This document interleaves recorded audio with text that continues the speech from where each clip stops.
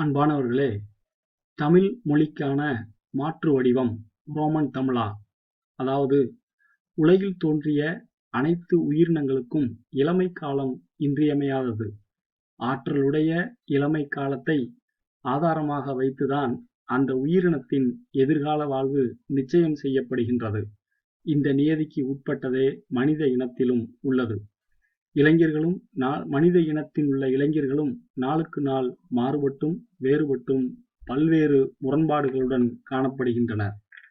21ஆம் நூற்றாண்டில் காணப்படுகின்ற மிகையான இயந்திர பயன்பாட்டின் வளர்ச்சியினால் அடித்தட்டு மக்களிடமிருந்து மிகப்பெரிய மொழி மாற்றத்தை தமிழ் மொழி சந்தித்துக் கொண்டுள்ளது.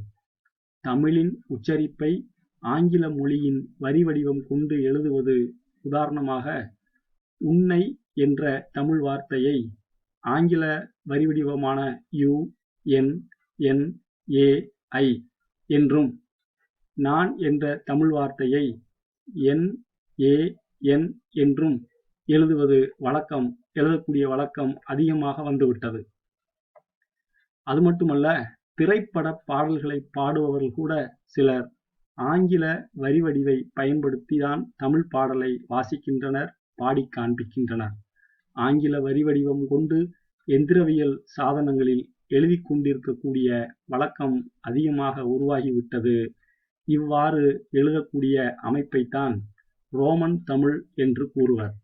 தமிழின் பெருமையை உலகம் முழுவதும் அறிய வைப்பதற்கு இணையத்தையும் நவீன எந்திர சாதனங்களையும் தொடர்புபடுத்தி காட்டுவது வரவேற்கத்தக்கதாக இருந்தாலும், அவைகள் சிற்சில தவறுகளுடனேயே செல்கின்றன.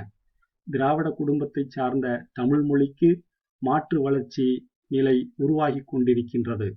தமிங்கலம் அல்லது தங்கிலீஷ் என்ற பேச்சு வழக்கு மொழியின் மாற்று வடிவமாக ரோமன் தமிழ் உருவாகியுள்ளது.